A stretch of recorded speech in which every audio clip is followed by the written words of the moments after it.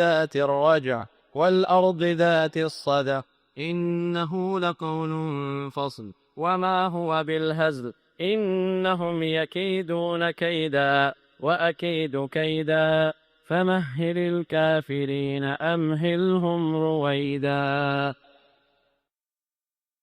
கண்ணியத்திற்குரிய எல்லாம் வல்ல அல்லாஹ் ஜல்ல ஷானஹு தஆலாவின் நல்லடியார்களே, நாம் இந்த இஸ்லாமிய மார்க்கத்தை வாரிசு முறையிலே தான் ஏற்றுக்கொண்டிருக்கிறோம். நாம் எல்லாம் இன்றைக்கு முஸ்லீம்களாக இருக்கிறோம் என்று சொன்னால், உலகத்தில் உள்ள எல்லா மதங்களையும் நம்ம ஆராய்ச்சி பண்ணி பார்த்து ஒவ்வொரு மதங்களில் உள்ள தவறுகளை எல்லாம் கண்டுபிடிச்சி இஸ்லாத்தில் உள்ள நிறைவுகளை எல்லாம் உணர்ந்து இப்படி யாரும் நம்ம இஸ்லாத்துக்கு வரல. நம்முடைய தாய் தந்தையர்கள் முஸ்லீம்களாக இருந்தாங்க, நம்மளும் முஸ்லீம் ஆயிட்டோம். அவங்க எப்படி முஸ்லீம் ஆனாங்கன்னா, அவங்களுடைய தாய் தந்தையர்கள் முஸ்லீமா இருந்தாங்க, அதனால் அவங்களும் முஸ்லீம் ஆயிட்டாங்க. இப்படி வாரிசு முறையில தான் நாமெல்லாம் இந்த இஸ்லாம் என்ற பாக்கியத்தை பெற்றிருக்கிறோமே தவிர, விளங்கி சிந்தித்து ஆராய்ந்து இந்த மார்க்கத்தை நம்ம பெற்றுக்கொள்ளல. அல்லாஹ் நம்மளை காப்பாற்றணும். நம்ம ஒரு முஸ்லீம் அல்லாத குடும்பத்தில் நம்ம பிறந்திருந்தோம்னு சொன்னா, நம்மள எத்தனை பேர் இஸ்லாமா இருந்திருப்போம். அவங்க எப்படி நம்மளை வளர்த்தாங்களோ அப்படித்தான் இருந்திருப்போம். அப்ப நம்மள ஒரு பை சான்ஸ் நம்மளெல்லாம் இன்னைக்கு முஸ்லீம்களா இருக்கிறோம். ஒரு சான்ஸ் வந்துருச்சே தவிர, நம்ம ஒரு சாய்ஸா நம்ம தேர்ந்தெடுத்து கொண்டு இந்த இஸ்லாமிய மார்க்கத்தை நம்ம அடையல. அப்படியே நம்ம இருந்துட முடியுமா? ஒரு சான்ஸாக அதிர்ஷ்டவசமாக ஒரு வாய்ப்பு கிடைச்சிட்டா கூட, அதிர்ஷ்டவசமா கிடைச்சதானு தூக்கி போட்ட முடியாது. திடீர்னு ஒருத்தருக்கு 1 கோடி ரூபாய் கிடைக்குது, உழைக்கல கஷ்டப்படல, நான் திடீர்னு தானே கிடைச்சுன்னு தூக்கி போட்ட முடியுமா? அந்த 1 கோடி ரூபாயுடைய மதிப்பை விளங்கத்தான் வேணும். இனிமே கிடைச்ச பிறகாவது எப்படி யூஸ் பண்ணணும், அதனுடைய மதிப்பு என்ன, ஒவ்வொரு பைசாவுக்கு என்னென்ன மரியாதை இருக்குது, இதுல கொஞ்சம் குறைஞ்சா நம்ம என்ன ஆகும், என்னென்ன காரியத்துக்கு செலவு பண்ணணும். அப்போ உழைக்காமல் ஒரு விஷயம் கிடைச்சா கூட அதுக்காக வேண்டி அதனுடைய மதிப்பை விளங்காம நான் அப்படியே தான் காலமெல்லாம் இருப்பேன், எனக்கு உழைக்காம தானே கிடைச்சி, அது எவ்வளவு பெரிய பாக்கியமா இருந்தா எனக்கு என்ன அப்படின்னு இருக்க முடியாது. ஏதோ நம்ம அதிர்ஷ்டவசமாக முஸ்லீம் ஆயிட்டா கூட இந்த இஸ்லாமிய மார்க்கத்தை விளங்கணும், விளங்கி பின்பற்றக்கூடியவர்களாக நம்ம ஆகணும். அப்படிங்கிறதுக்காக வேண்டி இஸ்லாத்தினுடைய ஜீவனாதியாக திகழ்கிற ஒரு கொள்கையை, ஒரே ஒரு விஷயத்தை தான் இந்த 1 மாசத்துக்கு பேச போறோம். இஸ்லாத்தினுடைய அடிப்படை கொள்கையாக திகழக்கூடியது ஏகத்துவ கொள்கை. மற்ற சட்டத்திட்டங்கள்லாம் தனியா இருக்குது, இருந்தாலும் இஸ்லாத்தினுடைய ஜீவன் எங்க இருக்குன்னு கேட்டா, அந்த லா இலாஹ இல்லல்லாஹ் அஷ்ஹது அல்லா இலாஹ இல்லல்லாஹ், வணக்கத்திற்குரியவன் அல்லாஹ்வை தவிர யாரும் இல்லை. இதுதான் இஸ்லாத்தினுடைய ஜீவ நாடி, உயிர் நாடியாக திகழக்கூடிய முக்கியமான ஒரு கொள்கை. இந்த ஒரு கொள்கையைத்தான் நபிகள் நாயகம் ஸல்லல்லாஹு அலைஹி வஸல்லம் அவர்கள் 13 வருஷம் பிரச்சாரம் பண்ணாங்க. தொழுகையை தவிர வேற எந்த சட்டமும் இல்லை. மக்காவுல இருக்கும்போது, மக்காவுல இருந்த காலகட்டத்தில் தொழுகை மட்டும்தான் கடமையா இருந்துச்சு. அப்ப ஜகாத்து கடமை இல்லை, அப்ப நோன்பு கடமை இல்லை, அப்ப ஹஜ்ஜு கடமை இல்லை. ஏதோ ஜாகிலியாக்கள் வழக்க பிரகாரம் ஹஜ்ஜு நடந்துகிட்டு இருந்துச்சு. அந்த மாதிரி மனிதர்களுக்கு கடமைன்னு ஒலில்லாஹி அலன்னாசி ஹிஜ்ஜுல் பைத்தின்னு சொல்லி நமக்கு அது கடமையாக்கப்படல. தண்ணி அடிக்கிறது தடுக்கப்படல, எத்தனையோ தீமைகளுக்கு தடை செய்யப்படல. எது மட்டும்தான் இருந்துச்சு? எல்லாம் அந்த கொள்கை மட்டும்தான். பெருமானார் ஸல்லல்லாஹு அலைஹி வஸல்லம் அவர்கள் மக்காவுல வாழ்ந்த 13 வருஷ காலம் எதுக்கு பேசிக் பண்ண அடிப்படை போட்டாங்க? இந்த லா இலாஹ இல்லல்லாஹ் தான் போட்டாங்க. அல்லாஹ் ஒருத்தங்கிற நம்ப வைக்கிறதுக்கு தான் பாடுபட்டாங்க. நான் கட்டளை அப்புறம் வச்சுக்கிடுவோம். முதல்ல உன் உள்ளத்துல என்ன பதியணும்னு கேட்டா, வணக்கத்திற்குரியவன் அல்லாஹ்வை தவிர யாரும் இல்லை. இந்த ஒரு கொள்கையைத்தான் பெருமானார் ஸல்லல்லாஹு அலைஹி வஸல்லம் அவர்கள் மக்களுடைய உள்ளங்கள்ல ஆழமாக பதிய வைப்பதற்காக வேண்டி முயற்சி பண்ணாங்க. அவங்க உள்ளத்துல அதுக்கு முன்னாடி எத்தனையோ நம்பிக்கைகள்லாம் இருந்துச்சு. அது அஸ்திவாரத்தான் பலமா போடணும். இஸ்லாத்துல அஸ்திவாரம் ஒண்ணு, கட்டிடம் ஒண்ணு இருக்கு. நீங்க கட்டிடத்தை எவ்வளவுதான் ஷோவா கவர்ச்சியா கட்டினாலும் கீழே அஸ்திவாரம் தோண்டாம மேல இருந்து எழுப்பி கட்டியேன்னு வைங்க, எவ்வளவு நாளைக்கு நிக்க போதில்ல, நிக்காது. அப்ப எது பலமா இருக்குன்னு, கட்டிட சின்ன குடிசையா இருந்தா கூட இருந்துட்டு போகுது, கீழே அஸ்திவாரம் தோண்டணும், அந்த செவரு கீழே பதிக்கப்படணும், அதுக்கப்புறம் தான் மேல எழுப்பணும். அப்பதான் அது குடிசையா இருந்தாலும் சரி, அரண்மனையா இருந்தாலும் சரி நிக்க முடியும். நீங்க அஸ்திவாரமே இல்லாம அல்லது பலவீனமான உருஜானுக்கு அஸ்திவாரம் தோண்டி அதுல கொண்டு எழுப்புனீங்கன்னு சொன்னா உருண்டு பரண்டும் நாங்கள். அப்ப பெருமானார் ஸல்லல்லாஹு என்ன பண்றாங்கன்னு கேட்டா, பலமான அஸ்திவாரம் போடுறாங்க. சட்டம் கிட்டமா அப்புறம் வச்சுக்கிடுவோம். முதல்ல என்ன செய்யணும்? உள்ளத்துல உள்ள கசடு கழிவு எல்லாம் வெளியே போகணும். அல்லாஹ்வை தவிர யார் யாருக்கெல்லாம் உள்ளத்துல இடம் இருக்குதோ அப்புறம் இது வெளியே போடு. கல்லுக்குள்ள மரியாதைக்கு வெளியேறி, கபருக்குள்ள மரியாதைக்கு வெளியேறி, செத்தவனுக்குள்ள மரியாதைக்கு வெளியே போடு. உசுரோட உள்ளவனுக்குரிய மரியாதைக்கு போடு, ஆட்சியாளருக்குள்ள மரியாதைக்கு வெளியே போடு, எல்லாத்தையும் காலி பண்ணிட்டு ஒரு கட்டடத்தை இறக்குங்கிறாங்க பெருமானார் ஸல்லல்லாஹு அலைஹி வஸல்லம். அதுக்கு தான் அந்த லா இலாஹ இல்லல்லாஹ்ங்கிற கலிமாவே இல்லைங்கிறதுல ஆரம்பிக்குது. களை எடுக்கிற தோண்டி பறிச்சு எடுத்து தூக்கி எரிஞ்சணும். லா இலாஹன்னு அர்த்தம் வணக்கத்துக்குரிய எவன் இல்ல, அதான் இல்லைங்கிறதா முக்கியம். எல்லாத்தையும் கசட தூக்கி எறிஞ்சிட்டு அப்புறம் இல்லல்லான்னு அல்லாஹ் கொண்டு வைக்கணும். பெருமானார் ஸல்லல்லாஹு அலைஹி வஸல்லம் அவர்கள் 13 வருஷ காலமா எதுக்கு பாடுபட்டாங்கன்னு கேட்டா, அல்லாஹ்வை பற்றி அந்த மக்களுக்கு சரியா புரிய வைக்கணும். கடவுள்னா யாருங்கிற ஒழுங்கா புரிய வச்சுட்டோம், மட மட மடன்னு அது பாட்டுக்கு எழுப்பிட்டு இருக்கலாம். அஸ்திவாரத்தை ஸ்ட்ராங்கா போட்டு அதுக்குரிய அவகாசத்துல தண்ணி எல்லாம் ஊத்தி நல்லா உறுதியான பிறகு எழுப்பிக்கிட்டே போக வேண்டியதுதான். அஸ்திவாரம் எவ்வளவு பலமா இருக்கோ 50 மாடி எழுப்பலாம், 100 மாடி எழுப்பலாம், அதுக்கு தகுந்த அஸ்திவாரத்துக்கு தகுந்தவாறு மேல கிளப்பிக்கிட்டே போகலாம். பெருமானார் ஸல்லல்லாஹு அலைஹி வஸல்லம் அஸ்திவாரத்துக்கு தான் அதிகரா இருக்காங்க. 10 வருஷம் தான் மற்ற எல்லாத்துக்கும் கேது. லா இலாஹ இல்லல்லாஹுக்கு தொழுகைக்கு மட்டும் எடுத்துக்கொண்ட காலங்கள் 13 வருஷமும், மீதி உள்ள அம்புட்டு இஸ்லாமிய கொள்கை கோட்பாடு சட்டத்திட்டங்களுக்கு எடுத்துக்கொண்ட காலம் 10 வருஷம். மதீனாவுக்கு போன 10 வருஷம் தான் மற்ற சட்டத்திட்டங்கள்லாம். 13 வருஷ காலம் இதையவே திருப்பி திருப்பி சொன்னாங்க. பூச சொல்ல ஒண்ணுமே இல்லை. 13 வருஷ காலம் பெருசா சட்டத்திட்டங்களை வரவே இல்லை, வகி வரல, அதை செய்யாத இதை செய்யாத ஒன்னும் வரல. தொழுகையை தவிர ஒரு சட்டமும் வரவே இல்லை. எல்லாம் என்ன, எப்ப பார்த்தா லா இலாஹ இல்லல்லாஹ், லா இலாஹ இல்லல்லாஹ், லா இலாஹ இல்லல்லாஹ், அதுக்கு எதிரான வாதங்கள், அதை ஒட்டச்சு தவிடு பொடியாக்கி எல்லாம் போலி கொள்கை என்று நிரூபிச்சு காட்டி அல்லாஹ் ஒருத்த மட்டும் இருக்கிறாங்கிறத நிலைநாட்டுவதற்காகத்தான் தங்களுடைய முழு வாழ்க்கையும் பெருமானார் ஸல்லல்லாஹு அலைஹி வஸல்லம் அவர்கள் அர்ப்பணிச்சிருக்கிறாங்க. அவ்வளவு பெரிய முக்கியமான கொள்கை ஏகத்துவ கொள்கை. அப்ப இந்த கொள்கையை பற்றி முழு அளவுக்கு நாம் அறிந்து கொள்ளணும். லா இலாஹ இல்லல்லாஹுக்கு தான் விளக்கம். இந்த ஒரு மாசத்துக்கு நம்ம என்ன செய்ய போறோம்? வணக்கத்திற்குரியவன் அல்லாஹ்வை தவிர யாரும் இல்லை அப்படின்னா என்ன அர்த்தம், அதுல என்னென்ன அடங்கி இருக்குது. இந்த லா இலாஹ இல்லல்லாஹுக்கு 13 வருஷம் என்ன பண்ணாங்கிற சொல்ல என்ன சொன்னாங்க? அப்படி 13 வருஷம் சொல்வதற்கு என்ன இருக்குது? ஒரு நாள் முடிச்சுட்டு போகலைய. 13 வருஷ காலமா இதையே சொல்றாங்கன்னு சொன்னா இதை என்ன கன பரிமாணத்தோட சொன்னாங்க, என்ன உள்ள அர்த்தத்தோட சொன்னாங்க? அந்த 13 ஆண்டு காலத்தில் பெருமானார் ஸல்லல்லாஹு அலைஹி வஸல்லம் அவர்கள் அந்த மக்களுக்கு என்னென்ன வாதங்களை எல்லாம் எடுத்து வைத்து இந்த அஸ்திவாரத்தை தோண்டி தோண்டி பலப்படுத்தினார்களோ அந்த மாதிரியாக நம்ம இதயத்தை பலப்படுத்தி கொண்டோம்னு சொன்னா ஈமான் ஆட்ட முடியாது, அசையாது, ஒரு சலனம் ஏற்படாது, எந்த ஒரு பிரச்சனையிலேயே ஆட்டங்கன்ற அளவு பலவீனமா போயிடாது. அந்த மாதிரியான ஒரு உறுதியான ஒரு நிலைமைக்கு போகணும். அல்லாஹ் கூட உதாரணம் காட்டுறான். எப்படி காட்டுறான் தெரியுமா? மசலு கலிமத்தின் தையிபத்தின் கமசலி ஷஜரத்தின் தையிபா. ரசூல் ஸல்லல்லாஹு அலைஹி வஸல்லம் அல்லாஹ் குர்ஆன்ல சொல்லி காட்டுறான். அழகான கொள்கை வார்த்தை இருக்க, அதற்கு இந்த லா இலாஹ கலிமத்து தையிபான்னா லா இலாஹ இல்லல்லாஹ்னு ஒரு அர்த்தம் இருக்கு. அதற்கு உதாரணம் என்னன்னு கேட்டா கமசலி ஷஜரத்தின் தையிபா, அழகான ஒரு மரத்திற்கு உதாரணம். அந்த மரம் எப்படிப்பட்ட மரம் தெரியுமா? அதனுடைய அஸ்திவாரம் வேர் ஊன்றி இருக்கிறது, கீழே வளமாக நெஞ்சிருக்கிறது, வேர்கள் வேர் விட்டு படர்ந்து இருக்கிறது, அதனுடைய கனிகள் மேலே சொரிந்து கொண்டிருக்கிறது, கீழே வேர்கள் ஆழமா பதிஞ்சிருக்கிறது. அந்த மாதிரியான ஒரு களிமாவாக்கு உதாரணம் மரம்னு சொல்லி காட்டுறான் அல்லாஹ். அதே நேரத்தில் கெட்டதுக்கு உதாரணம் காட்டும் பொழுது என்ன சொல்றான்? மதலு கலிமத்தின் ஹபீசத்தின் ஷஜரத்தின் ஹபீசா உஜித்துஸ்தத் மின் ஃபௌகில் அர்த் மா லஹா மின் கரார். அந்த கெட்ட வார்த்தை, கெட்ட கொள்கைக்கு என்ன உதாரணம் என்று கேட்டால், தவறான கொள்கைகளுக்கு என்ன உதாரணம் என்று கேட்டால், பிடுங்கி எரியப்பட்ட மரத்தை போல, அதற்கு வேரும் இல்லை, மேல கனியும் இல்லை. பிடுங்கி எரியப்பட்ட மரம் ஒண்ணு கெட்ட கொள்கைக்கு உதாரணம். நல்ல கொள்கைக்கு உதாரணம் என்ன? வேற ஊன்றி ஆழமாக ஊடுருவி இருக்குது, அதனால மேல கனி காய்ச்சிக்கிட்டு இருக்குது. அப்படியான ஒரு மரத்திற்கு அல்லாவே இந்த அத்திவாரத்தான் உதாரணம் காட்டுறான். நல்ல கொள்கை ரசூலுல்லாஹ் போட்ட கொள்கை இருக்குதே, பிடுங்கி வீசப்பட்ட மரம் இல்ல, ஆழமாக பதிந்து வேரூன்றிய ஒரு மரம் அப்படின்னு சொல்லி அல்லாஹு ரப்புல் ஆலமீன் தன்னுடைய திருமறையில் கூட சுட்டி காட்டுறான். அந்த அளவுக்கு ஆழமாக இந்த கொள்கை நம்முடைய உள்ளத்துல பதியணும். ஏதோ சொல்லிட்டாங்க நம்ம நம்பிட்டு போவோம் அப்படி இருக்க கூடாது. அதற்காக நம்ம என்ன எடுத்துக்கொண்டோம்?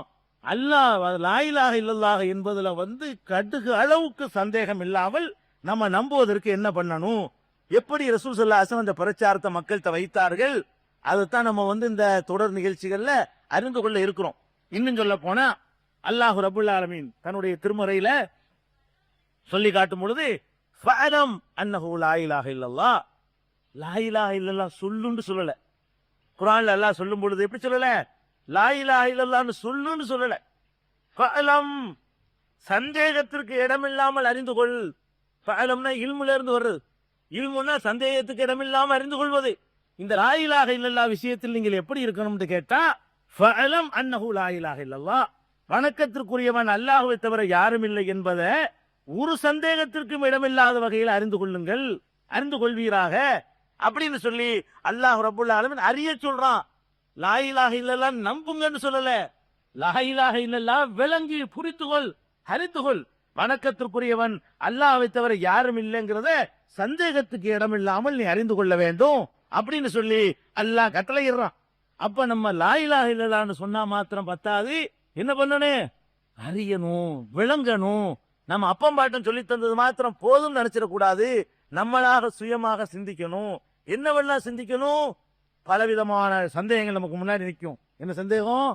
ஒரு கூட்டம் வருவான், அவனுக்கு பேர் பகுத்தறிவாதிமா, கடவுள் இல்லேம்மா.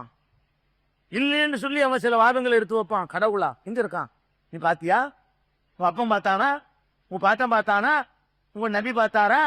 வேற யாராச்சும் பார்த்தாங்களா? ஏன்டா இல்லாத பார்க்காத உன்னை ஏன்டா இருக்குங்கிறீங்க அப்படின்னு கேட்பான். அப்ப அந்த இடத்துல ஆட்டம் வரும்.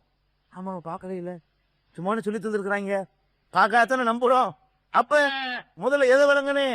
கடவுள் இருக்கிறானா இல்லையான்னு கிளப்பிடுறானே சந்தேகம். அவங்களுக்கு அதே கடவுள் இருக்கிறாங்கிறதுக்கு இல்லைங்கிறதுக்கு நீ எடுத்து வைக்கிறிய சான்று, அதையெல்லாம் மிஞ்சி போன சான்றுகள், பகுத்தறிவு ரீதியான சான்றுகள், அறிவுபூர்வமான வாதங்கள் எங்கள்கிட்ட இருக்குது.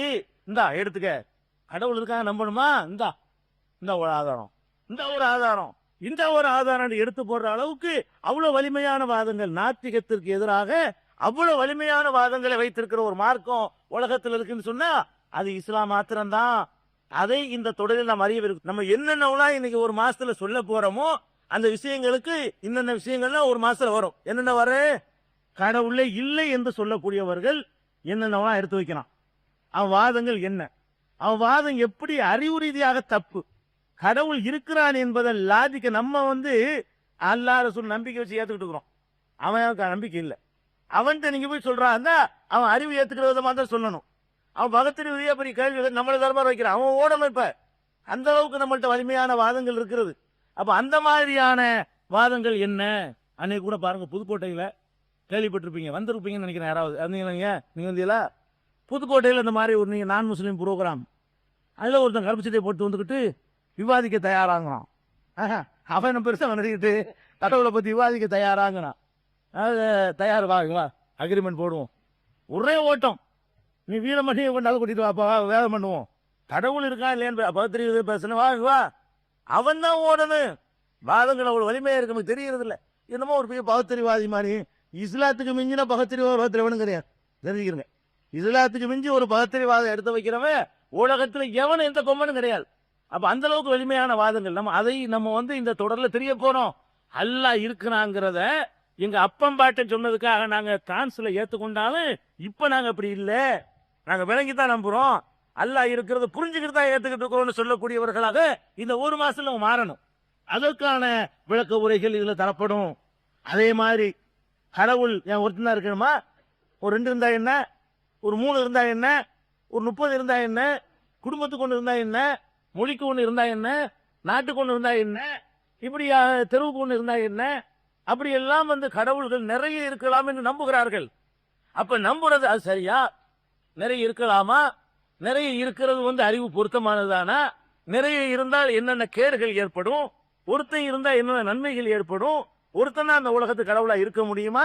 ஒண்ணுக்கு மேல இருக்கலாமா அப்படின்னு சொல்லி நிறைய கடவுள் இருக்குமோ என்று குழப்பி விடுவாங்களே.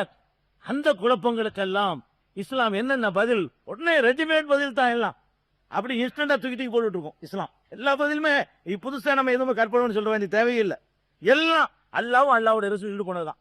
அதை கொஞ்சம் விலைக்கு வேண்டா சொல்லுவோம். நம்ம நாட்டு உதாரணம் வேண்டாம் நம்ம சேர்த்துக்கிறோமே தவிர விஷயங்கள் எதுவும் நம்ம சில கிடையாது, நம்மள கண்டுபிடிச்சதுன்னு சொல்றது கிடையாது.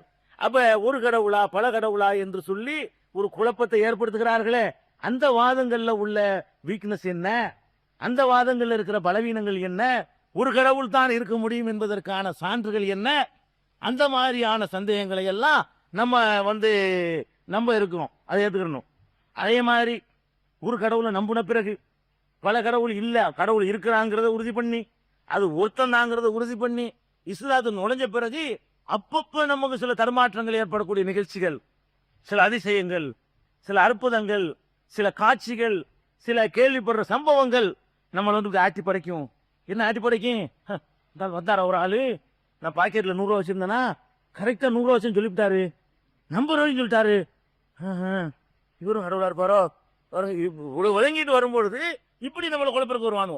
நம்மளுடைய ஈமானை பதம் பார்க்கக்கூடிய பல கனவுகள் ஒரு பக்கம் பதம் பார்க்கும், கராமத்துகள் ஒரு பக்கம் பதம் பார்க்கும், இந்த மகான்கள்னு சொல்லி அவன் ஒரு பக்கம் பதம் பார்ப்பான், நல்ல நாள் பார்க்கிற ஜோசியக்காரன் அவன் ஒரு பக்கம் வந்து என்ன செய்வான், அது ஒரு பக்கம் பதம் பார்க்குவான். இப்படியாக பலவிதமான விஷயங்கள் என்ன செய்யும், நம்மளை பதம் பார்க்கும். இப்படி இருக்குமோ, இது கரெக்டா இருக்குமோ, அது கரெக்டா இருக்குமோ, இது மாதிரியான தடுமாற்றங்கள்லாம் வரும் பொழுது அதுக்கெல்லாம் என்ன பதில், அது உண்மையா, எந்த அளவுக்கு உண்மை அப்படிங்கறத எல்லாம் என்ன செய்யணும், நம்ம அதையும் தெரிஞ்சுக்கிற இருக்கிறோம். அதே மாதிரி இந்த இஸ்லாத்துக்கு பெரிய சாபக்கேடா இருக்கிற, முஸ்லிம் சமுதாயத்திற்கு சாபக்கேடா இருக்கக்கூடிய இந்த தர்கா வழிபாடு, மகான்கள்ங்கிற பேரால, பெரியார்கள்ங்கிற பேரால, அந்த பெரியார்கள் எதை இந்த உலகத்துல போதிச்சாங்களோ அதுக்கு மாத்தமாக என்னென்னலாம் இந்த சமுதாயத்தில் நடக்குது, அதெல்லாம் இந்த பெரியார்கள் ஒத்துக்கிட்டாங்களா, அல்லாஹ் அதை அனுமதிச்சிருக்கிறானா, அல்லாஹ்வுடைய ரசூல் அதுக்கு வந்து அங்கீகாரம் கொடுத்திருக்கிறாங்களா, அந்த மாதிரியாக நம்முடைய இபாதத்துகளை, நம்முடைய வணக்க வழிபாடுகளை பங்கு போட்டு கொடுக்கிறதுக்கு இந்த மார்க்கத்தில் அனுமதி இருக்குதா, இதுகளை எல்லாம் நம்ம என்ன செய்யணும், ஆராய்ச்சி. அதற்கான விளக்கங்கள் ஒவ்வொரு நாளைக்கு ஒரு தலைப்பை எடுத்துக்கொள்வோம். முதல் நாள் அடுத்த நாள் என்ன சொல்ல போறோம்னு சொல்லிடுவோம், என்ன தலைப்புங்கிறத.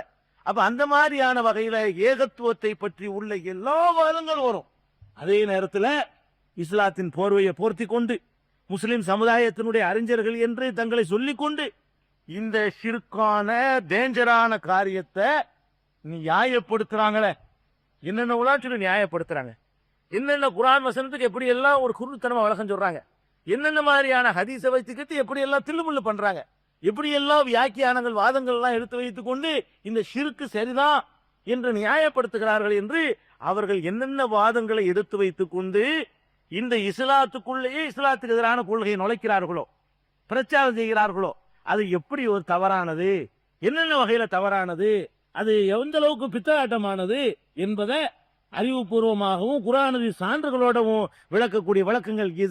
இந்த ஒரு தொடர் நிகழ்ச்சியில நம்ம தொடரா வந்துட்டோம்னு சொன்னா அல்ஹம்துலில்லாஹ், நம்ம எந்த ஒரு தௌஹீது ஏகத்துவ கொள்கை சம்பந்தமாக எந்த ஒரு டவுட் யாரு கிளப்பினாலும் சரி, நம்முடைய ஈமான் எல்முனை அளவுக்கு ஆடாத அளவுக்குரிய விஷயங்கள் அல்ஹம்துலில்லாஹ் அதை தொகுத்து உங்களுக்கு முன்னாடி தரணும் என்பதற்காக முடிந்த அளவுக்கு நம்ம சக்திக்கு முடிந்த அளவுக்கு எல்லா விஷயங்களையும் அந்த சைடுல உள்ள வாதங்களை பூரா தொகுத்து சொல்ல வேண்டும் என்ற ஒரு நல்ல நோக்கத்தில் தான் இதை நம்ம ஏற்பாடு செய்திருக்கிறோம்.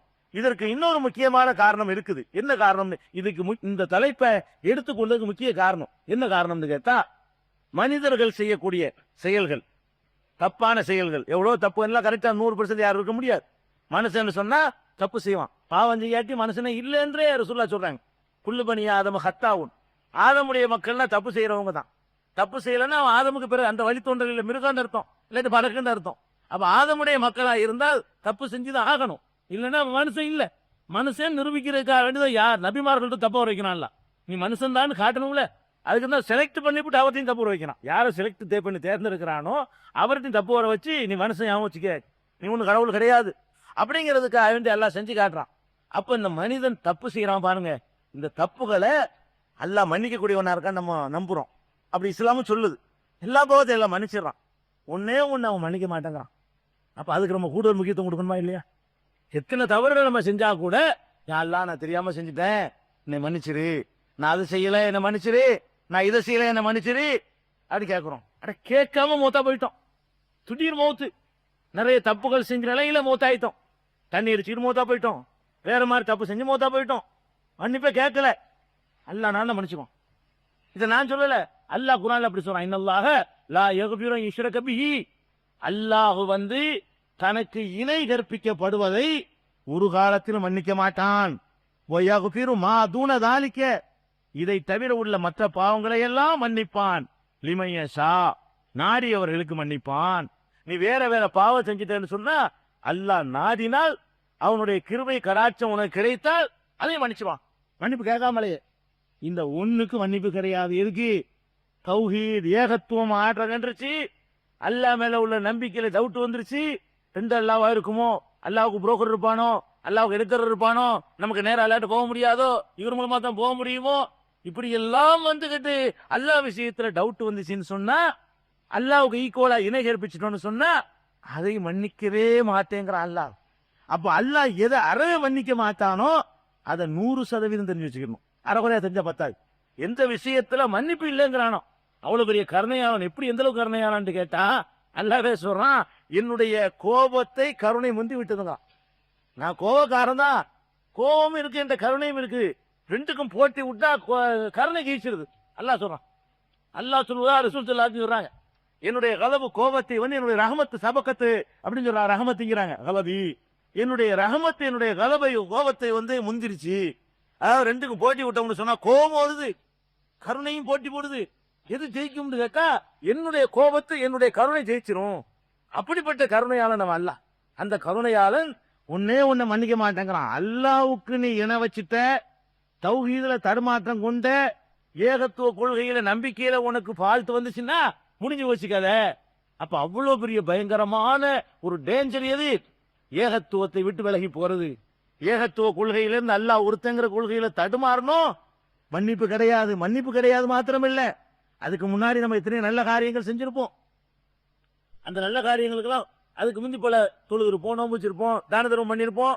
அதே நேரத்தில் இந்த ஏகத்துவத்துக்கு எதிரான ஒரு காரியத்தில் ஈடுபட்டுருவோம். ஈடுபட்டா அந்த செஞ்சம நல்லது எல்லாம் அவுட்டான். நல்லா சொல்லி காட்டுறான். உலக வஷரக்கு லஹதித அன்ஹும் மா கானூ யஅமலூன். அவர்கள் எனக்கு இணை கற்பிப்பார்களேயானால், தௌஹீதை விட்டு விலகி ஏகத்துவத்திலிருந்து விலகி சருகி விடுவார்களேயானால் அவர்கள் செய்த நல்லறங்கள் எல்லாம் பாழாகிவிடும். ஏற்கனவே செஞ்ச நல்லறம் இருக்கு பாருங்க, 1 2, அதுக்கும் அல்லாட்ட பரிசு இருக்காது. என்ன நீ ஏன்டா என்கிட்ட வந்து கேட்குற? நீ தான் ஓரிதை கொள்கையில் உனக்கு ஸ்ட்ராங் இல்லையே, அது ஆட்டம் கண்டு போச்ச, கண்டதெல்லாம் கடவுள்னு நினைச்சிய, எல்லாத்தையுமே கும்பிட்டிய, எங்கெல்லாம் கையேந்தினிய, உனக்கு எதுக்கு நான் தரமே அப்படின்னு சொல்லி எல்லா விதமான நல்லறங்களும் அழிஞ்சு போயிருங்கிறான் அல்லாஹ். இன்னொரு இடத்துல சொல்லி காட்டுறான் அல்லாஹ் ரப்புல் ஆலமீன், வமன் யுஷ்ரிக் பில்லாஹி ஃபகத் ஹர்ரம அல்லாஹு அலைஹில் ஜன்னா. யாரு ஒருத்தன் அல்லாஹ்வை எனக்கு இணை கற்பிக்கிறானோ அவனுக்கு சொர்க்கத்தை அல்லாஹ் ஹராமாக்கிட்டான். சொர்க்கம் இருக்க ஒருத்தனுக்கு ஹராமா. ஹராம்னா என்ன அர்த்தம்? நுழையவே முடியாது. அது யாரு? அல்லாஹ்வுக்கு இணை கற்பிச்சிடுறவன். அல்லாஹ்வுக்கு கொடுக்கிற மரியாதையை, அந்த இபாதத்தை, அந்த வணக்கத்தை அடுத்த ஆள் கொடுத்துட்டான்னு சொன்னா அவனுக்கு நரகம், சொர்க்கம் ஹராம், உள்ள நுழைய இயலாது, வாசனை கூட கிடைக்காது என்று அல்லாஹ்வே திருமலை குர்ஆன்ல கண்டிக்கிறான்னு சொன்னா, அப்ப இந்த ஏகத்துவத்தை விட்டு விலகி போறதுக்கு இவ்வளவு பெரிய பனிஷ்மெண்ட் வச்சிருக்கிறான். ஏகத்துவத்தில் விலகினா மன்னிப்பு இல்ல, ஏகத்துவத்தை விட்டு விலகினால் சொர்க்கம் ஹராமு, ஏகத்துவத்தை விட்டு விலகினால் அவர்கள் வந்து நல்லறங்கள் செய்திருந்தாலும் அதுல அழிஞ்சு போயிரும் சொன்னா, அப்ப நம்ம அந்த ஏகத்துவத்துல எவ்வளவு உறுதியா இருக்கணும், எவ்வளவு பிடிப்பா இருக்கணும், எவ்வளவு ஞானத்தோட இருக்கணும், எந்த அளவுக்கு அசைக்க முடியாமல் அந்த நம்பிக்கை நம்ம உள்ளத்துல ஆழமா பதியணும் என்பதற்காக வேண்டிதான் இந்த விவரங்களை உங்களுக்கு சொல்லி காட்டுறோம். அப்ப இந்த மாதிரி ஒரு முக்கியமான ஒரு மேட்டரா இருக்கிறதுனாலதான் ஏகத்துவம் என்றால் என்ன, அதனுடைய எதிர்வாதம் என்ன என்பதை விளக்க வேண்டி இருக்குது. இன்னும் சொல்லப்போனா அல்லாஹ் நம்மள்ட்ட அதான் விரும்புறான். எப்படி விரும்புறான்? ஒரு வசனத்துல சொல்லி காட்டுறான், அல்லதீன இதா விக்கிரு பி ஆயாத்தி ரப்பிஹிம் லம் யஹிரு அலைஹா சும்மம் உம்யானா. குர்ஆன் வசனம் இது. இதுக்கு என்ன அர்த்தம்? உண்மையான மூமின்கள் யாருன்னு கேட்டா, அல்லாஹ்வுடைய வசனங்களை சொல்லி அவர்களுக்கு அறிவுரை சொல்லப்படுமையானால், அல்லதீன இதா விக்கிரு பி ஆயாத்தி ரப்பிஹிம், ரப்புடைய வசனங்களை, இறைவனுடைய வசனங்களை சொல்லி அவர்களுக்கு வந்து போதை செய்யப்படுமையானால், லம் யஹிரு அலைஹா சும்மம் உம்யானா, குருட்டுத்தனமாக செவிட்டுத்தனமாக விழமாட்டார்கள், விளங்கித்தான் பின்பற்றுவார்கள். அல்லாஹ்வுடைய வசனம் சொன்னா அப்படின்னு போக மாட்டாங்களாம். என்ன செய்வாங்களாம்? அல்லாஹ்வுடைய வசனத்தை சொல்லி அறிவுரை செய்யப்பட்டாலும் அதை ஆழ்ந்து விளங்கி ஆராய்ச்சி செய்து சிந்திப்பார்கள் அப்படின்னு அல்லாஹ் சொல்லி காட்டுறாங்க. எந்த மார்க்கமும் உங்களை சிந்திக்க சொல்லவே செய்யாது. மதம்னு சொன்னாலேயே சிந்திக்காதுன்னு அர்த்தம். அவருடைய வேதங்களுக்கெல்லாம் மறைந்து சொல்லுவாங்க. மறைக்கிறதுனால எவனும் காட்டிப்படாது, மறைச்சுது, நீ உனக்குள்ள மட்டும் வச்சுக்க அப்படின்னு மறைக்கிறதுனால மறைங்கிறாங்களே, மறைக்கிறது குறிப்பிட்ட ஆள் மட்டும் வச்சுக்கணும், மற்றவனுக்கெல்லாம் மறைச்சு போடணும் அப்படிங்கிறதுக்கு மறைன்ற பேர் வச்சிருந்தாங்க. மறைக்க வேண்டிய விஷயமா? இஸ்லாம் ஒண்ணுதான் என்ன செய்யுது, அதெல்லாம் சிந்திச்சு ஆகணும், நீ விளங்கணும், ஆராய்ச்சி பண்ணணும். இப்படி சொல்லக்கூடிய எல்லாத்தையும் விளங்கித்தான் பண்ண சொல்றான்ல. அஃபலா இத்ததப்பருனல் குர்ஆன், இந்த குர்ஆனை அவர்கள் சிந்திக்க மாட்டார்களா? அம்மா அலா குலூபின் அக்பாலுஹா, அல்லது இதயங்கள்ல பூட்டு போட்டிருக்கிறார். அல்லாஹ் கேட்கிறான், ஏப்பா குர்ஆனை எதுக்கு சிந்திக்காம இருக்கிறீங்க? கண்ணை மூடி ஓதுக உங்களுக்கு தந்திருக்கிறேன், பரக்கத்துக்கு ஓதுறக்கா தந்திருக்கிறேன், சிந்திக்க தந்திருக்கிறேன். அப்ப அல்லாஹ் எதை விரும்புறான் நமக்கு தெரிந்து? சிந்திக்கிறது விளங்க ஆய்வு பண்ணி நம்புறத அல்லாஹ் விரும்புறானே தவிர இதை கூட்டுத்தனமா நம்புறான் அல்ல, விரும்பவே இல்லை. அவனுக்கு இது பிடிக்காது. எதுக்கு நம்ம பகுத்தறிவு தரணும்? இல்லாட்டி குருட்டுத்தனமா நம்புறது போதும்னு சொன்ன, ஆய்வு பண்ணாம நம்புறது போதும்னா மலக்குகளுக்கு மேல எந்த இருக்குங்கிற மலக்குகள் சிந்தனை கிடையாது. அல்லாஹ்வுடைய நம்பிக்கை நம்மளோட லட்சமானம் கூட. அல்லாஹ் நம்புற விஷயத்துல அப்படி நம்புவாங்க. அல்லாஹ் அது போதும்னா எதுக்கு போட்டியா ஒரு ஜீவனை உண்டாக்கணும்?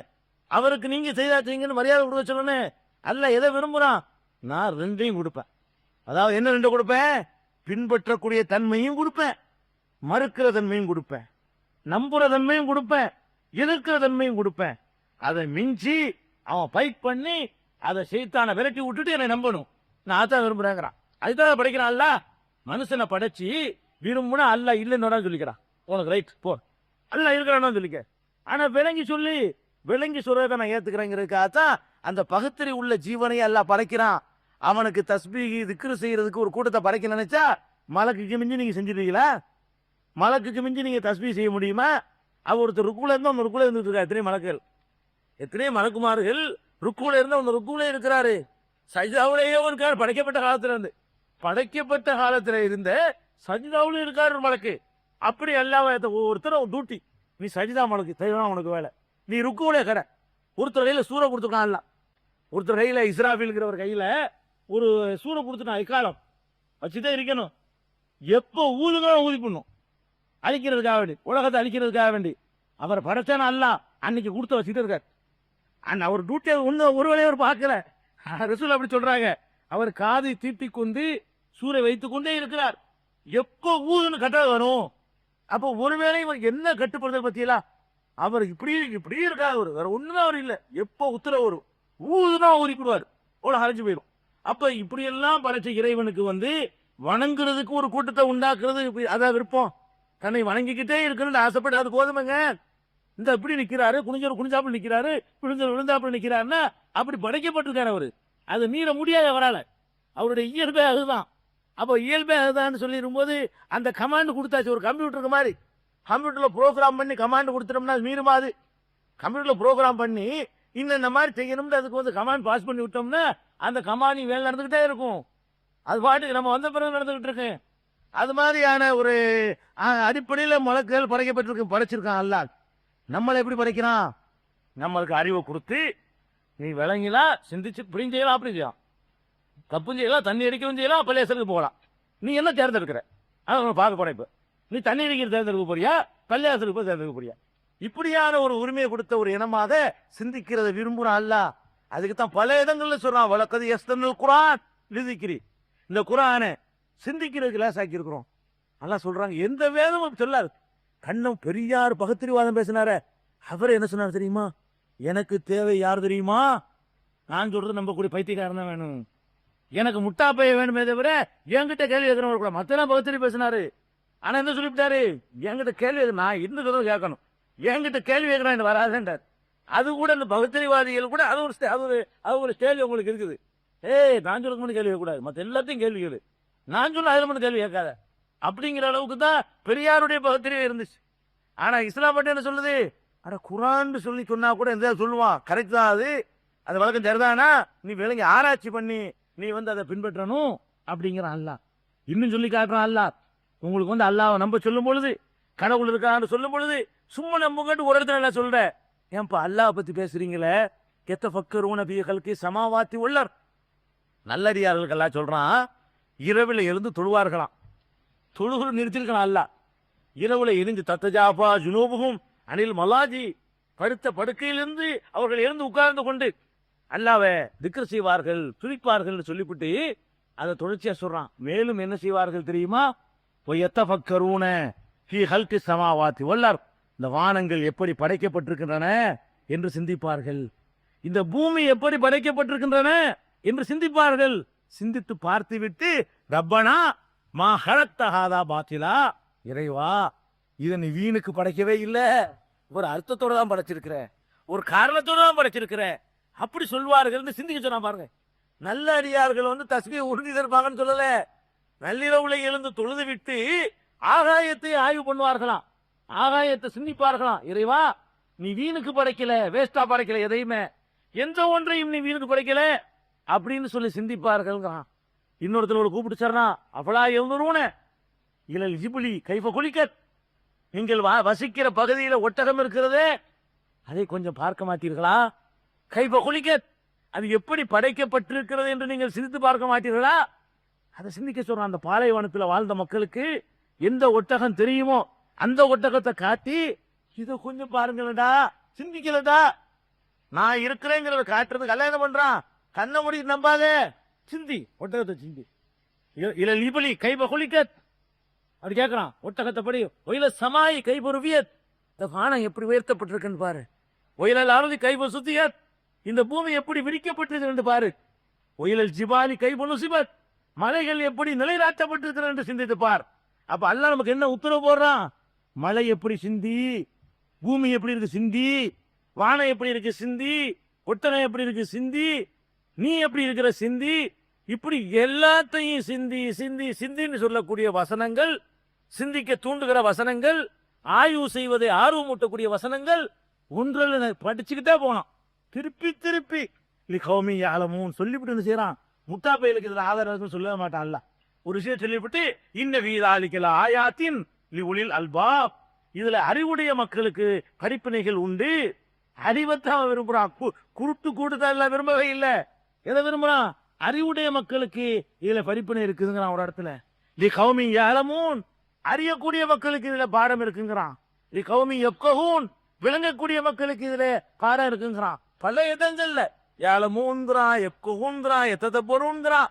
இப்படியாக அல்லாஹ் ரப்புல் ஆலமீன் ஆய்வு பண்ணுவதையும் சிந்திக்கிறதையும் அப்படி பண்றான். இன்னும் சொல்ல போனா, என்னைய பயப்படுறவன் யாருன்னு கேட்டா அறிவாளி தான் பயப்படுவான்ட்டான்னு சொல்ல போனா. வேற வேற மார்க்கத்துல கடவுளுக்கு யார் பயப்படுவான்? முட்டாள் பயப்படுவான். வேற வேற மார்க்கத்துல கடவுளுக்கு யார் பயப்படுவா? முட்டா பயப்படுவான். அந்த கடவுள் நம்பிக்கை அப்படி இருக்கும். கடவுளை பத்தி கேள்வி கேட்டா கடவுள் இல்லைங்கிற அளவுக்கு வச்சிருப்பாங்க. வேற வேற மார்க்கங்கள்ல அவன் சொல்ற கடவுளை பத்தி கொஸ்டின் எழுப்புறான்னு வைங்க, இல்லங்கிற முடிவுக்கு தான் வரணும். இங்க என்ன இல்ல சொல்லி காட்டுறா, இன்னமா யக்ஷல்லாஹ மின் இபாதிஹில் உலமா, அல்லாஹ்வை யார் பயப்படுவார்கள் என்று சொன்னால் அறிஞர்கள் தான் பயப்படுவார்கள். இந்த ஒரு மார்க்கத்துல மட்டும்தான் சிந்திக்க சிந்திக்க அல்லாஹ்வை நம்புவான். இப்படி அல்லாஹ் இப்படியா, இப்படி ஒரு கொள்கையா, இப்படி ஒரு கொள்கையா, வேற எந்த மார்க்கத்துல கடவுளை பத்தி சிந்திச்சாலும் கடவுள் இல்லைன்னுவான். இந்த ஒரு மார்க்கத்துல கடவுளை சிந்திச்சான்னு சொன்னா கடவுள் நம்பிக்கை அதிகமாகும். அந்த அளவுக்கு அல்லாஹ் ரப்புல் ஆலமீன் என்னைய பயப்படுறது கூட அறிவாளி தாங்கிறான் அல்லாஹ்.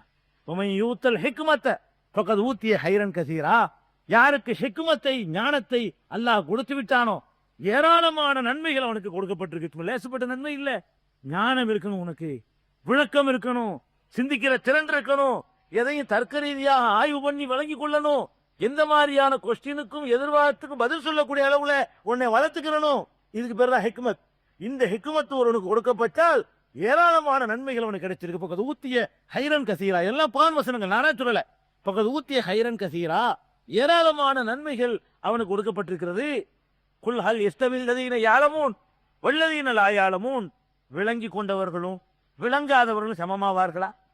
ஏன்பா அல்லாஹ்வை நம்புற? எங்க அப்பா நம்புனா நம்புனேன், நீ எப்ப அல்லாஹ் நம்புற? இன்னென்ன காரணங்களுக்கு நம்புறோம், எந்த ஒன்னாவுமா? ஒருத்தனை கேட்கறேன், என்ன நம்புற? எங்க அப்பா நம்புனாவா இது எல்லாம் எடுத்துருவானா? சமம் கிடையாது. எல்லாத்துக்கும் விளங்கணும் சமமாக முடியாதுல. ஹல் யஸ்தவில்லதீன யஅலமூன் வல்லதீன லா யஅலமூன், அறிந்தவர்களும் விளங்கியவர்களும் விளங்காதவர்களும் சமமாவார்களா என்று நபியே கேளுங்க. ரப்பி ஸித்னி இல்மா, உலகிய ஞானத்தை எல்லாம் கொடுத்துவிட்டு யாருக்கு? ரசூல் ஸல்லல்லாஹு அலைஹி வஸல்லம் அவர்கள் பத்தி அவங்க சொல்றாங்க, ஊத்தீது இல்மல் அவ்வலீன வல் ஆகிரீன், எனக்கு எவ்வளவு ஞானத்தை எல்லாம் தந்திருக்கிறார் என்று கேட்டால், முன் சென்றவர்களுடைய ஞானம் இனி வரக்கூடியவருடைய ஞானம் தேர்த்து எனக்கு தந்துட்டான். உண்மைதான். அவங்களுடைய ஒவ்வொரு போதனையும் இன்றைக்கு அறிவியல் யுகத்தில் கூட மறக்க முடியல. அவர் சொன்ன வழிதான் கரெக்ட்னு சொல்லி உலகம் திருப்பிக்கிட்டு இருக்குது. அப்படிப்பட்ட ஒரு ஞானத்தை அல்லாஹ் கொடுத்தான். அவங்களுக்கு அல்லாஹ் கட்டளை இறான், ரப்பி ஸித்னி இல்மா, முகமதே சொல். என்ன சொல்லணுமா? ரப்பி ஸித்னி இல்மா, இறைவா ஞானத்தை இன்னும் கொஞ்சம் அதிகமா தாவேன். பத்தல, அது பத்தல, உலகம் கொடுத்துவிட்டு முன் சென்றவர்களுடைய ஞானம், பின்னாடி வரக்கூடிய ஞானம் அப்படியே கொடுத்து விட்டு அல்லாஹ் என்ன சொல்றான், இது பத்தாது முகமது, மற்றதெல்லாம் போதும்னு சொல்றான். காசுல லிமிட் பண்ணிக்க, இருக்கிற கொண்டு போதுமாயிக்க, மற்ற வசதிகள்ல என்ன கிடைச்சிட்டு அதை போதுமாக்கி கொள்ளணும். இதுல மட்டும்தான் என்ன செய்யணும், ஆசைப்படணும். இன்னும் தான் கேட்கணும், எல்லாம் பத்தலை இன்னும் கொடுவேன், இன்னும் கொஞ்சம் படிச்சிடும், இன்னும் கூட அல்ல இது கேளுங்கிறான். அதிகமாக்கி தாண்டு கேட்கறதுக்கு ஒரு ஆர்டர் இருக்குன்னு சொன்னா இது ஒண்ணுக்கு தான் இருக்குது. குல் நபியை நீங்க சொல்லுங்கள், என்ன சொல்லணுமா, ரப்பி சித்னி இல்மா, எனக்கு ஞானத்தை விளக்கத்தை அறிவை இன்னும் அதிகமாக்கித்தா, இன்னும் அதிகமாக்கித்தான்னு சொல்லி அல்லாஹ்ட்ட கேட்டுக்கிட்டே இருங்க. இப்படி அல்லாஹ் ரப்புல் ஆலமீன் நம்மளை விளங்கி சிந்தித்து ஆய்வு பண்ணுவதற்கு கட்டளையிடுறான்.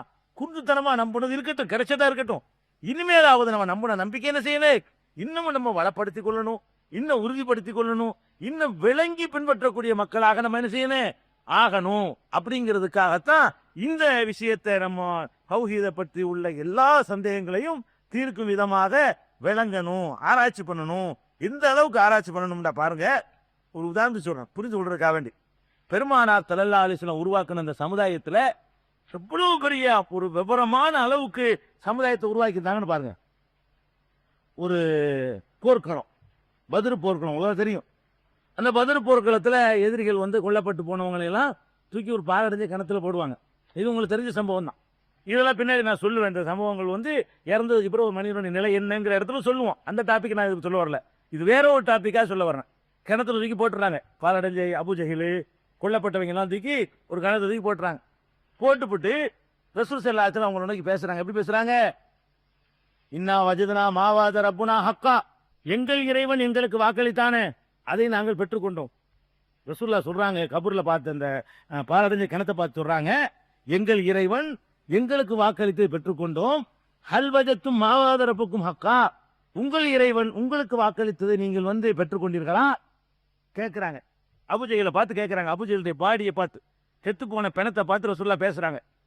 அப்ப சஹாபாக்கள் கேட்கிறாங்க, அல்லாஹ்வுடைய தூதரே என்ன பணத்தோட பேசுறீங்க, அது கல்லிமா அஜிசாதன்ல அருவாகலகா, ரூஹு இல்லாத உடம்ப பார்த்து பேசுறீங்களே, அது கல்லிமுல் மௌத்தா யார சொல்லலாம், இன்னொரு அறிவிப்புல மௌத்தாக்களோட போய் பேசுறீங்களே, செத்து போன ஆட்களோட அப்படின்னோடனே ரசூலுல்லாஹ் சொன்னாங்க, என்ன சொல்றாங்கன்னா, நான் சொல்றது உங்களுக்கு விளங்குது கேட்குது, நான் இப்ப என்ன சொன்னேனோ அதை அவங்க கேட்டுக்கொண்டிருக்கிறார்கள் அப்படின்னு ரசூலுல்லாஹ் சொன்னதாக ஒரு செய்தி ஆயிஷா நாயிட்ட வருது. பத்ர் போர்க்களத்துல ரசூல் ஸல்லல்லாஹு அலைஹி வஸல்லம் இந்த மாதிரி கபூர்ல பாலடைஞ்ச கிணத்துல உள்ளவங்களை பார்த்து பேசுனாங்க. பேசும்போது ஒருத்தர் இப்படி கேட்டாரு. அதுக்கு ரசூலுல்லாஹ் என்ன பதில் சொன்னாங்க, நான் என்ன சொன்னேனோ அது அவர்களுக்கு கேட்கிறது, அவர்கள் காதில் விழுகிறது என்று சொன்னார்கள். இப்னு உமர் சொன்னதாக ஆயிஷா நாயிட்டும் சொல்றாங்க. ஆயிஷா நாய் கட்டும் கோபம், என்ன நினைச்சிட்டு இருக்காரு இவரு, ரசூலுல்லாஹ் அப்படி இப்ப சொன்னாங்க, அப்படி சொல்ல மாட்டாங்களே. அல்லாஹ் குர்ஆன்ல சொல்றான், இறந்தவர்களை ஒரு காலத்திலும் உனக்கு கேட்க வைக்க முடியாதுங்கிறான். இன்னக்கலா துஸ்மிஉல் மௌத்தாங்கிறான், மௌத்தா போன ஆட்களை கேட்க வைக்க முடியாதுங்கிறான். ஒமா அன்தபி முஸ்லிமின் மன்ஃபில் குபூர், முகமதே கபரில் உள்ளவர்களை கேட்க செய்ய உன்னாக முடியாதுன்னு எல்லாம் குர்ஆன்ல சொல்றான். அப்படி இருக்கும்போது ரசூலுல்லாஹ் அப்படி சொல்லியிருப்பாங்க, எப்ப சொன்னாங்க, அப்படி சொல்லவே இல்லை அப்படின்னு சொல்லிட்டு என்ன சொன்னாங்கன்னு வேலை கிரகிச்சு சொல்றாங்க ஆயிஷா நாய். எதுக்கு இதை சொல்ல வர்றேன்னா, எவ்வளவு விவரமான ஒரு சமுதாயத்தை ரசூலுல்லாஹ் உருவாக்கி பொம்பளை உருவாக்கி இருக்கான்னு பாருங்க. ரசூலுல்லாஹ் அந்த பாடம் கட்டது எப்படி விவரம்னு பாத்தீங்களா. அதே மாதிரி இன்னொரு அறிவிப்புல என்ன செய்யறாங்க, இன்னொரு ஆயிஷா நாய் உதாரணத்துக்கு எடுத்துக்கொள்ளலாம். பெண்கள்லாம் கூட எப்படி ரசூல் ஸல்லல்லாஹு அலைஹி வஸல்லம் அவர்களால் தயாரிக்கப்பட்டிருந்தாங்கிறதுக்காக சொல்றேன். ஒரு இப்னு உமர் அதையும் அறிவிக்கிறார். என்ன அறிவிக்கிறாருன்னு கேட்டா, நம்ம ஒரு வீட்டுக்கு போறோம், மூத்தான வீட்டுக்கு, அங்க உட்கார்ந்துக்கிட்டு எல்லாரும் அழுவிக்கிட்டு இருக்கிறாங்க, மூத்தான வீட்டுல அழுகுறாங்க. அப்ப ரசூல் ஸல்லல்லாஹு அலைஹி வஸல்லம் சொல்றாங்க, யாரு மூத்தான வீட்டுல போய் அழுகுறாங்களோ அழுதா மையத்துக்கு வேதனை இருக்கு ரசூலுல்லாஹ் சொன்னாங்க அப்படின்னு அறிவிக்கிறார். இன்னல் மையத்த லயுஅذபு பிபுகாஇ அஹ்லிஹி, குடும்பத்தார் அழுகிற காரணத்தினால மையத்துக்கு தான் வேதனை, மையத்துக்கு அதாபு செய்யப்படுது அப்படின்னு ரசூலுல்லாஹ் சொன்னதாக ஒரு அறிவிப்பு ஆயிஷா நாயிட்ட போகுது. ஒட்டனே கட்டும் கோவம் வருது, என்ன நினைச்சிட்டு இருக்கிறீங்க, இவன் எழுது அவனை எதுக்கு அடிக்கணும், இது என்ன இஸ்லாத்துல அடிப்படைக்கு மாற்றமா இருக்கு. இது இஸ்லாமிய அடிப்படை கொள்கை என்ன, லா தஸிரு வாஸிரத்துன் விஸ்ர உக்ரா, ஒருத்தன் சுமையை ஒருத்தன் சுமக்க முடியாது. நீங்கள் குர்ஆனை வாசிக்கவில்லையா, அல்லாஹ் சொல்வதை நீங்கள் பார்க்கவில்லையா, அல்லா தஸிரு வாஸிரத்துன் விஸ்ர உக்ரா, ஒருவர் சுமையை ஒருவர் சுமக்க முடியாது. அல்லைஸலில் இன்சானி இல்லாமா ஸஆ, எந்த மனிதனாய் இருந்தாலும் அவன் உழைத்ததுதான் அவனுக்கு இருக்கிறது. லஹாமா கஸபத்து அலையா மக்தஸபத், அவன் செஞ்ச நன்மை அவனுக்கு, அவன் செஞ்ச தீமை அவனுக்கு என்று அல்லாஹ் குர்ஆன்ல சொல்றான். நீ அது ஒரு காலம் அவரை போய் அடிக்கணும், நல்லா இருக்கடா, நீ செய்ய மாட்டேன், நான் செய்ய மாட்டேன், அல்ல எப்படி செய்வான்? இவன் அழுவுறதுக்காக வேண்டி இவனை வந்து நல்லா உதைக்கலாம். இவன் அழுதுறதுக்காக வேண்டி பணத்துக்கு எப்படி அது என்ன செய்யும்? தடுக்கவே முடியுமா? அதுக்கு ஏன்டா அழுவுறீங்கன்னு கேட்க பார்த்து முடியுமா? ஒரு மையத்துக்கிட்ட உட்காந்துட்டு நான் அழுதா ஏன்டா அழுதுன்னு என்னைய கேட்கலாம், அது நியாயம். நான் அழுதுனால அவனை நம்ம எதிரியெல்லாம் அப்படி சென்று வாங்கி கொடுத்துட்டு போயிடலாமே. யார் யார் பிடிக்கல அழுகிட்டு வந்துடலாமே. யாராவது பிடிக்காம மௌத்தா போனான்னா அங்க ஒரு அரை மணி நேரம் அழுதுட்டு வந்துட வேண்டியதான். அவனுக்கு தான் அறிவு போகுது. அப்படியா? அப்படி மார்க்கமா இது? எதுக்கு சொல்றேன்? இந்த மாதிரி விவரமா நம்ம இருந்தோம் எவனை ஏமாத்த முடியாது. எல்லாரும் ஆயிஷா நாய் இருந்தாலும் வைங்களேன், ஏமாத்திட்டு போக முடியுமா? கண்ட குப்பையை வந்து வித்துட்டு போக முடியுமா? பொய் சொல்லி நம்மளை வந்து மூட நம்பிக்கையில கொண்டு போய் சேர்க்க முடியுமா? நம்மளுடைய ஈமான் அசைச்சு பார்க்க முடியுமா? அப்ப ஆயிஷா நாய் எவ்வளவு ஷார்ப்பா இருக்காங்க பாருங்க. சொன்ன உடனே இமிடியேட்டா பதில் வருது. இப்படி இல்ல, இப்படி சொல்லல, என்ன அதுன்னு சொல்றாங்க. என்ன நடப்பு தெரியுமா? அது நீங்க சொன்ன மாதிரி நடக்கல. ஒரு யூதருடைய ஜனாசா ரசூலுல்லாஹ் போயிருந்தாங்க. ஒரு யூதர் இறந்து போயிட்டார், போயிருந்தாங்க. அதை உட்கார்ந்து என்ன அழுகிட்டு இருந்தாங்க. யூதருடைய பாடி கிடக்குது. ஆயிஷா நாய் நடந்தது என்னங்கன்னு தெரிஞ்சு வச்சுக்கிறாங்க பாருங்க. இது வந்து குர்ஆனுக்கு மாத்தம்ங்கிற சொல்லிவிட்டு உண்மையில என்ன நடந்துச்சு அதை வளர்க்குறாங்க. என்ன நடந்துச்சு தெரியுமா? அது ஒரு யூதருடைய ஜனாசா. அதுக்கு ரசூலுல்லாஹ் போயிருக்கிறாங்க. யூதர்கள் எல்லாம் ஒவ்வொரு அழுதுட்டு இருப்பாங்க இல்லையா? இவங்க அழுதுகிட்டு இருக்கிறாங்க. இவங்க ஜனாசா கிடக்குது, இவங்க அழுதுகிட்டு இருக்கிறாங்க. அல்லாஹ்வுடைய தூதருங்கிற முறையில அவர்களுக்கு வந்து அந்த மையத்துக்கு கொடுக்குற வேதனையும் எடுத்து காட்டப்படுது. ஒரு ரசூலுல்லாஹ் சொல்றாங்க, பாருங்க இவன் அழுகுறாங்க, வேதனை செய்யப்படுது. இவன் அழுகுறான், இன்னும் அந்த வேதனைக்கு அழுகுற மாதிரி இருக்கு பார்த்தோம்னா. அந்த மாதிரி ஒரு அழகா மேட்ச் ஆகுதுங்கிறாங்க. ஒரு தச்சைகளா ரசூல் அப்படி வளர்க்குறாங்க. இவர்கள் பாருங்க அழுது கொண்டிருக்கிறார்கள், அவனை பாருங்க வேதனை செய்யப்பட்டு கொண்டிருக்கிறான். எவ்வளவு அழகா பொருந்தி போகுது இந்த வேதனைக்கு அழுகுற மாதிரி இது பார்த்தோம்னா அப்படின்னு ரசூலுல்லாஹ் சொல்றாங்க. இது அவர் தப்பா புரிஞ்சுக்கிட்டாரு. இப்னு உமருக்கு அல்லாஹ் ரஹ்மத் செய்யட்டும், இப்னு உமருக்கு அல்லாஹ் ரஹ்மத் செய்யட்டும், அவர் தப்பா சொல்லிட்டாரு. இப்படித்தான் நடந்தது. இதுதான் அவர் தப்பா புரிஞ்சுக்கிட்டு அழுவுதா மையத்துக்கு தண்டனைட்டாரு.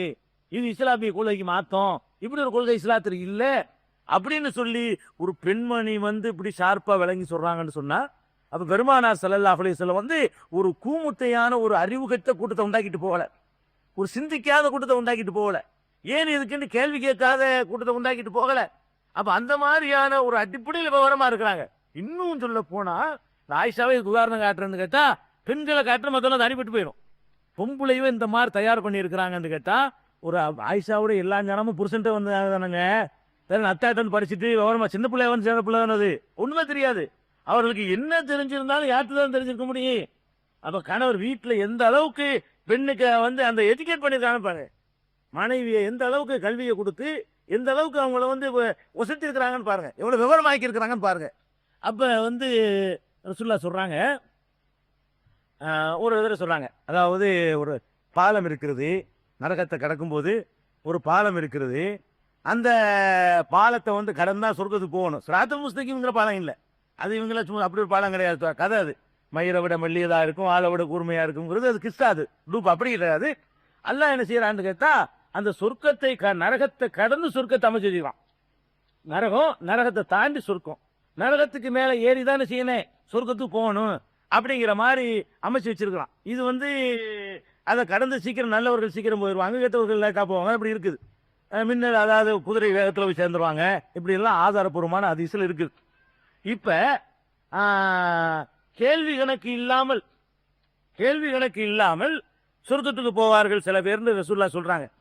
அப்ப ஆயிஷா நாய் கேட்கிறாங்க, கேள்வி கணக்கு இல்லாம போவாங்க நீங்க சொல்றீங்க, ஆனா அல்லாஹ் குர்ஆனில் சொல்றான் யாரா இருந்தாலும் நரகத்துக்கு வரணும்னு ஒரு வசனம் இருக்கு. இம்மின்கும் இல்லா வாரிதுஹா, உங்களில் யாராக இருந்தாலும் அந்த நரகத்திற்கு வந்துதான் தீர வேண்டும். கான ரப்பு கலா ரப்பிக்க ஹத்மன் மக்தியா, இது இறைவன் வந்து கட்டாய விதியாகவே ஏற்படுத்தி விட்டான்னு ஒரு வசனம் இருக்குது. நீங்க என்னோட கேள்வி கணக்கு இல்லாம படிச்சு சொர்க்கத்துக்கு போயிருவாங்கிறீங்க. அல்லாஹ் அதே அல்லாஹ் தான் குர்ஆன்ல என்ன சொல்றான், யாரா இருந்தாலும் நரகத்துக்கு வந்துதான் ஆகணுங்கிறானே அப்படின்னு சொல்லி 2 குர்ஆன் ஆயத்தை மோதுதுங்கிறாங்க. அதுவும் குர்ஆன் இப்ப கைரி ஹிசாபுங்கிற குர்ஆன்ல உள்ளதுதான். கேள்வியே இல்லாம உள்ள போயிருவான்னு நரகத்துக்கு வரவே மாட்டேன்னு அர்த்தம். இன்னொரு வசனத்துல அல்லாஹ் என்ன சொல்றான், கேள்வி இல்லாமல் சொர்க்கத்துக்கு போயிடுவார்கள் என்று சொன்ன அந்த அல்லாஹ் தான் யாரா இருந்தாலும் நரகத்துக்கு வரணுங்கிறான். யாரா நபியா இருந்தாலும் ரசூலா இருந்தாலும் யாரா இருந்தாலும் சரி நரகத்துக்கு வராம சொர்க்கத்துக்கு போக முடியாதுங்கிறான். அப்ப ஆயிஷா என்ன செய்றாங்க பாருங்க, இதை சிந்திச்சு இதை கண்ணை முடிச்சு அதுவும் சரி இதுவும் சரின்னு கேட்கலவங்க. அதுவும் அல்லாஹ்னு சொல்லிட்டான்ல, அதுவும் சரிதான், இது எதுவும் சரிதான், அதெல்லாம் எனக்கு புரியணும். ஆயிஷா என்ன பண்றாங்க, எனக்கு இது புரியணும். அது எப்படி இது கேள்வி இல்லாம சொர்க்கத்துக்கு போவாங்கிறீங்க ஒரு வசனத்துல, இன்னொரு வசனத்துல வந்துகிட்டு நரகத்துக்கு எல்லாரும் போவாங்கிறீங்க. நரகத்துக்கு எல்லாம் போவான்னு அப்புறம் என்ன சொர்க்கத்துக்கு போய் எல்லாரும் எப்படி போக முடியும்? இது என்ன ஒன்றும் புரியல, குழப்பமா இருக்குதே. அப்ப ரசூல் ஸல்லல்லாஹு அலைஹி வஸல்லம் வழக்கம் சொல்றாங்க, அப்படி அர்த்தம் இல்ல. இந்த ஆயத்துக்கு என்ன அர்த்தம்னு கேட்டா, அந்த நரகத்தை கடந்து தான் எல்லாரும் போகணும். அந்த அந்த வெப்பம் படாத யாரும் சொர்க்கத்துக்கு போக முடியாது. நரகத்துக்கு மேலதான் அந்த பாதையை எல்லாம் போட்டு வச்சுக்கிறான். அதனால சொர்க்கம்னு தீர்ப்பளிக்கப்பட்டவராக இருந்தாலும், கேள்வி இல்லாம போறவராக இருந்தாலும் அதுல ஏறுவாரு.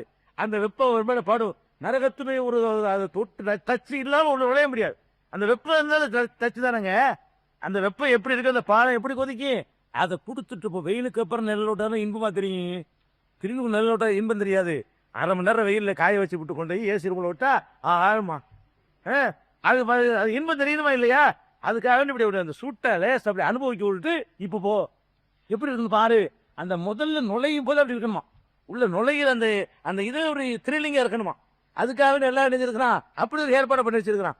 இது ரசூல் ஸல்லல்லாஹு அலைஹி வஸல்லம் விலைக்கு அந்த ரெண்டை இணைச்சு ஒரு விளக்கம் கிடைக்கிற வரைக்கும் அவன் விடல.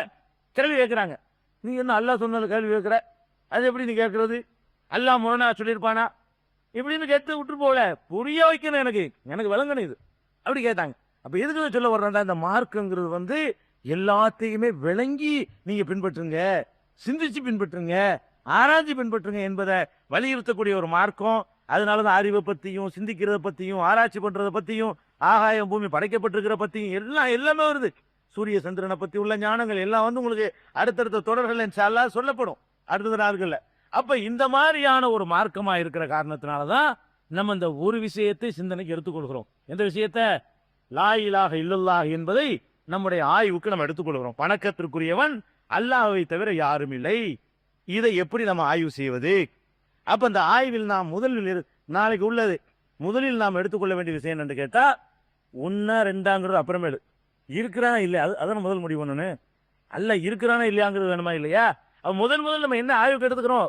கடவுள் ஒருத்தன் இருக்கிறானா, கடவுள் இல்லையா, கடவுள் தான் நம்ம படைச்சானா, அல்ல பரிணாம வளர்ச்சி டார்வின் சொல்றானே அந்த அடிப்படையில் குரங்குல இருந்து இப்படி படிப்படியா மாறி நம்ம மனுஷன் ஆயிட்டோமா, அந்த வாதம் சரிதானா, அல்லது கடவுளாக படைச்சானா, இருக்கிறாங்களுக்கு என்ன ஆதாரம்? இது மாதிரியான விஷயங்களை எல்லாம் ஒரு சில நாட்கள் நம்ம அல்லாஹ் இருக்கிறான் என்பதற்கு அறிவுபூர்வமான சான்றுகளை சில நாளைக்கு வரும்.